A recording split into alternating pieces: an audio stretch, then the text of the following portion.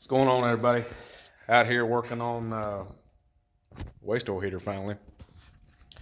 Kind of at the point where we got to buy some stuff.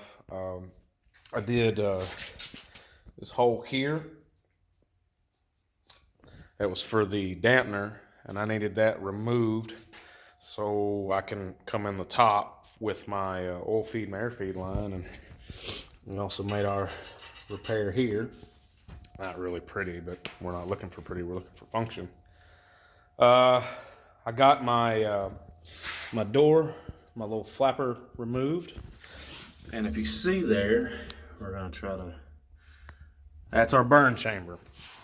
So all we're gonna do is remove that big rotor there, and then we have the lower part. Got that welded up, and I forgot that I don't have to cut the rotors to make it sit in that valley because I removed the brick. That worked out pretty good. Got our pilot hole drilled for our oil and air line. I got to figure out, before I go too crazy with it, I need to figure out the OD of the pipe that we're going to use. And then I will probably weld that to the heater box. My plan on that is to weld that solid to where it can't go out, but I'll still be able to service it, you know, because I'm going to have a T-fitting here. Okay, air's coming in, goes down, and the top is where the oil feed will be. So let me see if I can draw that out real quick. I'll still be able to service the T-fitting or clean the burn chamber there, or the air from the soot and everything. You know, I can still service it and clean it. That's the main thing I want to do. So we'll use this box here. So the incoming air is going to come in, have a T. Now, this is going to be air here, and it'll have no option but to go down into the burn chamber area. You know, that's where all that's going to go. And then the top, I'm going to reduce this T-fitting here to probably, you know, a 1/2 inch feed line for the oil.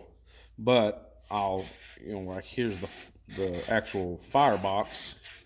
We'll weld it here, but it'll still, you know, it'll stay in there. But I'll be able to take all this apart and clean it if I need to, which I'll do the annual clean and everything. But you know, the blower should look like a snail. I'm a terrible artist, but you know, air is gonna force feed it in, come down, and then, you know, our oil bucket will be up here, 1/2 inch feed line, come in, go through the top, easy peasy. Been working on that today, cleaning it up. I forgot how filthy that thing was. Made the repair to the face of it, welded the top up.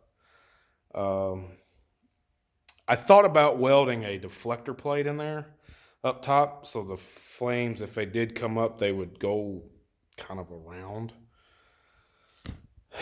I don't know if I can, for one, I don't know if I can even get in there. I'm a little bigger than I used to be, a lot bigger. And I can't really wedge myself in that hole. So we may just leave it alone right now. I'm gonna have, so this window is gonna go. We're gonna cover it with steel inside, outside, and my flue will go up and through it. And then I'll have a dampener to kind of, I guess, hold the heat in, so the heat's just not running through the flue. That's kind of where we're at with that. I'm gonna, You know, Thanksgiving's coming Thursday. I got a lot going on. Got to, you know, do cooking and briskets and stuff like that. But we're getting closer. I've been kind of knocking a little stuff out on that. I got the gauges mounted. They don't look too bad.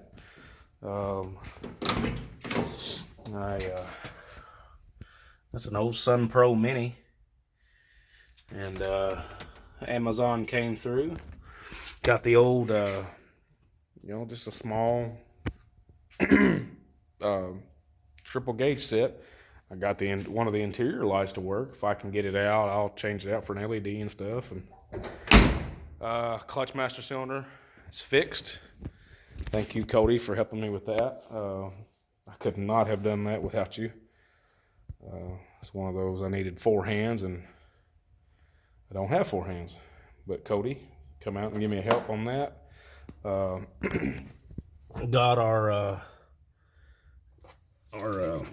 stuff coming through the firewall. Got a nice little grommet in there. I'm gonna try to route this 10-mile long thing in there and get that figured out. The oil sending unit's gonna be a peach to get to. It's, from what I'm gathering, under the intake. Not under the intake, but below the intake on the side of the block, and that's kind of a pain to get to, but we'll figure it out. Hopefully we'll get that going, and then we'll be back to driving it. We'll go maybe the next few days and holler at a buddy of mine. He apparently has a set of welds. I know Fuzzy majority of my life. He's always been good to me, and he's a good guy, so I'm gonna go out there and see what all he's got. If he'll let me shoot video, he's got a lot of nice stuff. He's got a 231, 32 Ford Coupes, 55 Chevy. Wish I could have a 50. I wish I had a 55 Chevy.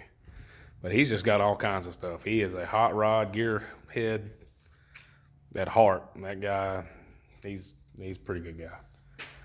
So anyway, we'll keep plugging away at stuff. Like I said, kind of working on that. Winter is really here. It was 19 degrees the other day. So we'll just keep knocking out on that. I'll go to my local hardware store and start kind of figuring my pipe situation out. I'm going to that's another thing I gotta do. I gotta buy some angle iron. This was my old rack that I had at the old shop, and I had it across a beam and stuff. Well, now I'm not doing it on the beam. I'm just going to mount it here. And if I can afford it, I'm gonna go ahead and buy the blower and the controller. And then I've got to try to run some wire. So anyway, we'll get after it, keep going. But y'all be good, and if I don't see you before then, have a happy Thanksgiving. Always remember that every breath, every day is a gift, and you need to be thankful for it, and to thank the man above for every opportunity that you have and every opportunity that's been taken away. That's kind of a hard thing for some people to understand. Unanswered prayers and situations that didn't work out are a lot of times a blessing in disguise, and we don't know it. But y'all have a happy Thanksgiving. Love each and every one of you, and stay safe and get after it. Be good.